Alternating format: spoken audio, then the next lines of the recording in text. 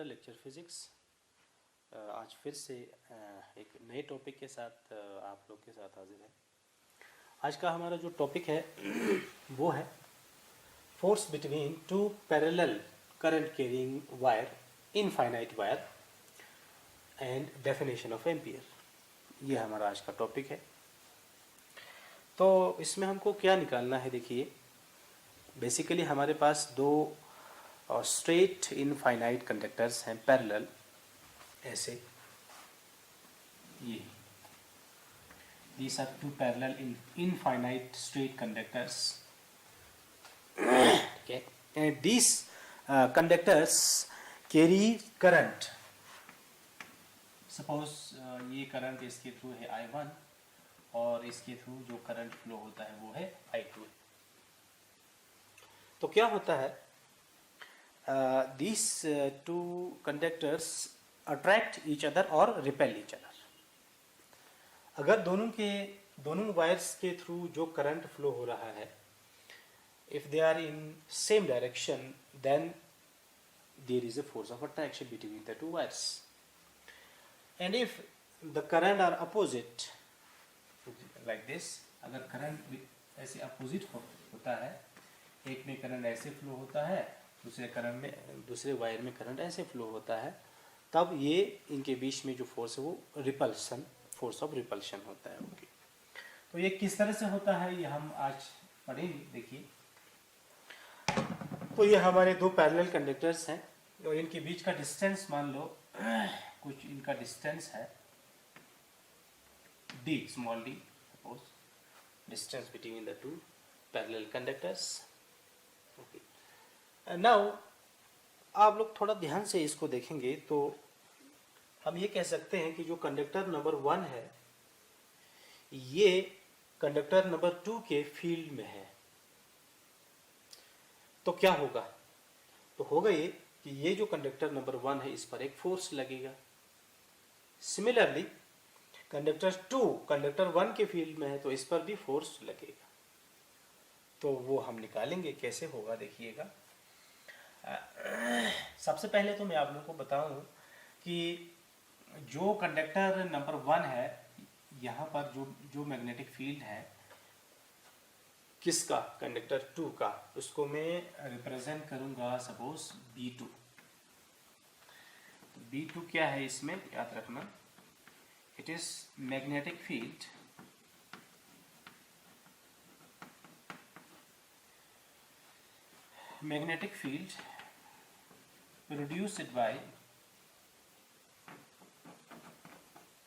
produced by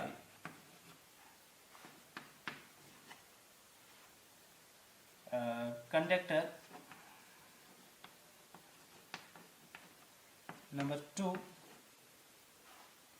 at the location of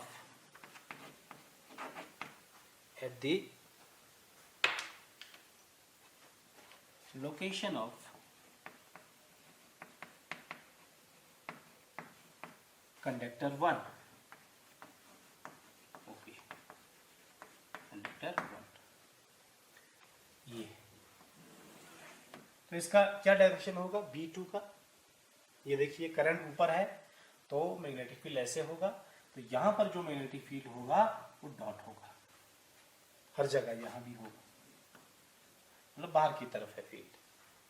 similarly I will write the magnetic field here at the location of conductor number 2। यहां पर magnetic field किसका, conductor 1 का, इसलिए मैं इसको लिखूंगा B1। ठीक है, B1 क्या है, ये B1 magnetic field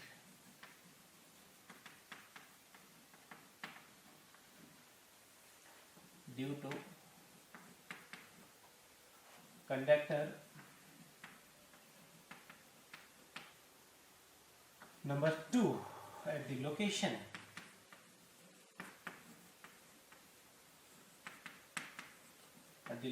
of conductor 1। Conductor 1 what is its direction, फिर से ये देखो, ये तो यहां पर ये अंदर होगा, cross, here the direction is this, ठीक है। तो इससे क्या होगा, इससे एक फोर्स लगेगा, कंडक्टर 1 पर भी एक फोर्स लगेगा और कंडक्टर 2 पर भी एक फोर्स लगेगा, ठीक है। तो फोर्स का जो एक्सप्रेशन है वो हमको मालूम है, फोर्स का जो एक्सप्रेशन है, force on conductors, force on conductor 1, और उसको हम इस तरह से लिखेंगे F12, force on conductor 1 due to, चलो ड्यू टू मत लिखो, यही है, तो ये F12 लिखेंगे हम, this is force on conductor 1, ठीक है, due to the magnetic field of conductor 2, F12। और फोर्स का एक्सप्रेशन आप सबको मालूम है, ये पढ़ा है, IL into B into sine theta होता है। अब चूंकि ये जो कंडक्टर्स को मैंने बोला ये इनफाइनाइट कंडक्टर्स हैं, तो हम क्या करेंगे, कुछ फाइनाइट लेंथ लेंगे दोनों का, L लेंथ लेंगे, मान लो हमने क्या लिया है, ये L लेंथ लिया है, दोनों का जो लेंथ है वो क्या है, L है, इसको भी नोट करके रखना, L लेंथ हमने कंडक्टर लिया है, length of conductor, length of each conductor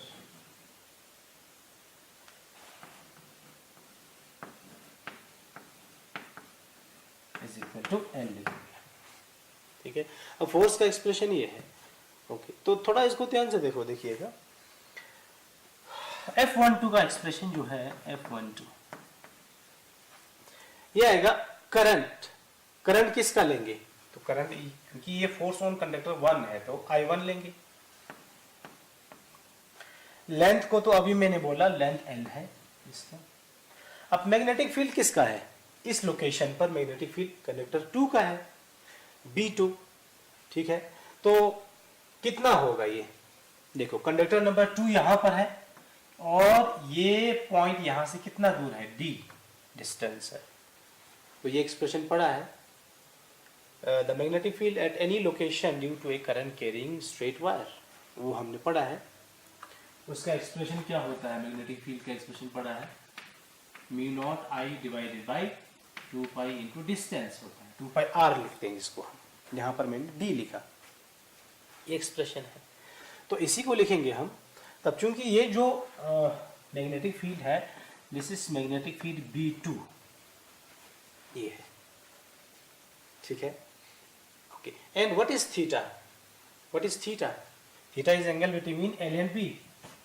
तो आप लोग मुझे बताइए यहाँ पर L और B का के बीच में एंगल कितना है, L का डायरेक्शन तो ऊपर है, मैग्नेटिक फील्ड का डायरेक्शन बाहर है, तो ये एंगल 90 हो गया, इसलिए ये हो जाएगा sin 90, ओके। तो ये एक्सप्रेशन आ गया F12 का, okay. So F12 equal to, this is equal to I1 into L, B2 का एक्सप्रेशन क्या आएगा, B2 it is mu naught I2 divided by 2 pi into DI, ये है B2 का एक्सप्रेशन, मैग्नेटिक फील्ड हियर, क्योंकि I2 की वजह से मैग्नेटिक फील्ड है तो ये I2 आएगा, तो ये आएगा L, और B2 का एक्सप्रेशन हम लिखेंगे तो ये आएगा mu naught divided by mu naught into I2 and divided by क्या आएगा, 2 पाई इंटू D आएगा, ये एंड साइन 91 होता है। तो F12 का एक्सप्रेशन जो हमको मिला, F12, इसको मैं इसे लिखूंगा mu naught I1 I2 divided by 2 pi D, okay, ये आ गया, okay. This is the expression for force. इसको थोड़ा सा एक स्टेप और भी आगे आप लोग बढ़ा सकते हो, ये आएगा, अगर मैं इसको ऐसे लिखूं म्यू नॉट डिवाइडेड बाई 4 पाई जाएगा 2I1 I2 divided by distance I। This is the force of expression for force. Force का एक्सप्रेशन ये आएगा, ठीक है। अब फोर्स का डायरेक्शन किधर होगा, इस कंडक्टर पर लगने वाले फोर्स का डायरेक्शन कहाँ होगा, ठीक है। तो वो डायरेक्शन निकालने के लिए मैंने आप लोगों को रूल बताया हुआ है, राइट हैंड रूल। ओके, तो यहाँ पर करंट का मैग्नेटिक फील्ड का डायरेक्शन तो अंदर है, ऐसे फिंगर्स को अंदर रखो, ठीक है। करंट का जो डायरेक्शन है, ये मैग्नेटिक फील्ड का डायरेक्शन बाहर है, यहाँ पर डॉट है, बाहर है, और करंट का डायरेक्शन ऊपर है। तो फोर्स का डायरेक्शन कहाँ आएगा, इधर आएगा। इस फोर्स F12 इसका डायरेक्शन है। ओके, सिमिलरली आप लोग निकाल सकते हैं दूसरा एक्सप्रेशन भी।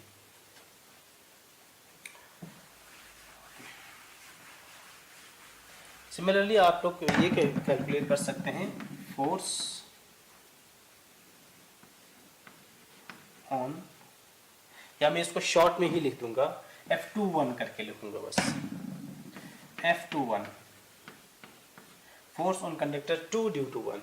इट इज अगेन फोर्स का एक्सप्रेशन देखो, ये ILB साइन थीटा, लेकिन यहाँ पर I2 आएगा L into B1 into sine 90 आएगा। So this is F21 equal to I2 into L। B1 का एक्सप्रेशन क्या आएगा, B1 this is mu naught I1 divided by 2 pi D आएगा। तो हम B1 की जगह लिख सकते हैं mu naught I1 divided by 2 pi into distance. ये डिस्टेंस कितना है, D डिस्टेंस है, ये आगे। इसको भी हम लिख सकते हैं F21 इज इक्वल टू, फिर से म्यू नॉट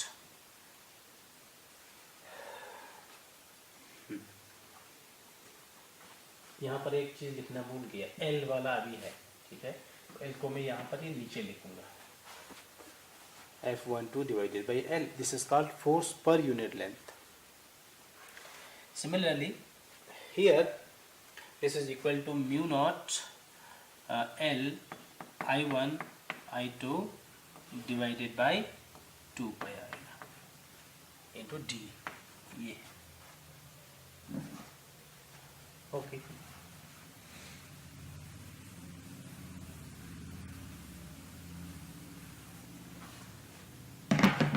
ये यहाँ L भी लिख लेना। Now this is equal to again F21 upon L. This is equal to mu naught divided by 4 pi I1 I2 divided by distance। ये है force on conductor number 2 due to the in presence of magnetic field of 1। ये expression आएगा, और यहाँ पर जो force का जो डायरेक्शन होगा वो आप लोग निकाल सकते हैं। मैग्नेटिक फील्ड अंदर है, करंट ऊपर है, तो फोर्स कहाँ होगा, ये फोर्स का डायरेक्शन है, इधर होगा। This is the direction of F21। तो हम ये कह सकते हैं these two wires attract each other with how much, ये this is the force, this much force।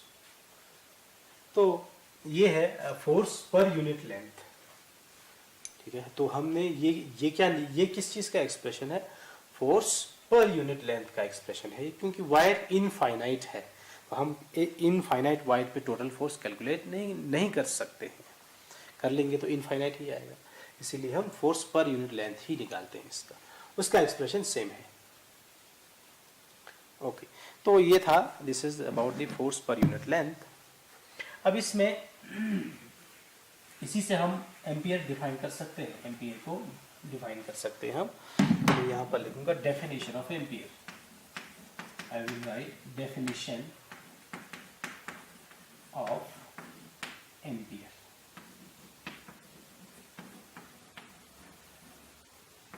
Definition of ampere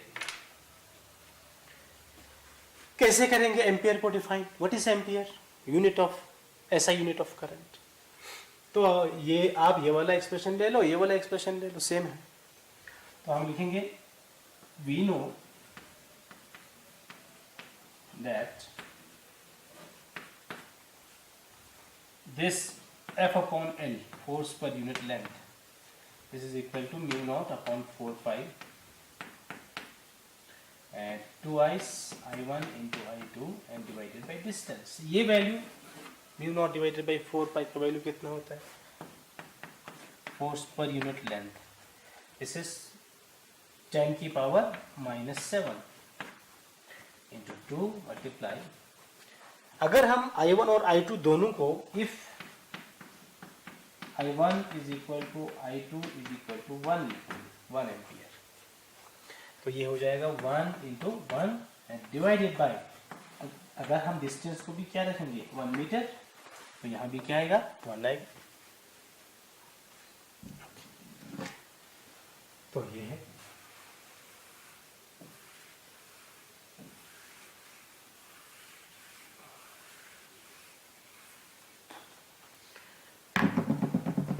इसका मतलब force per unit length is equal to 2 into 10 की पावर -7 आ गया Newton per metre.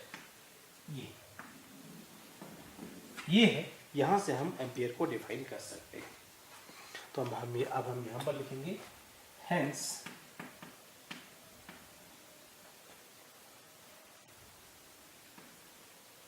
One ampere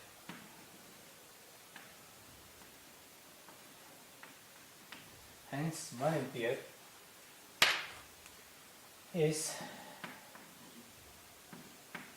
that much current which when flows through to infinite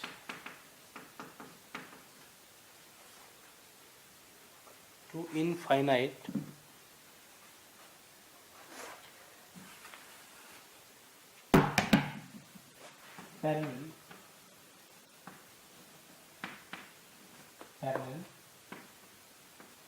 current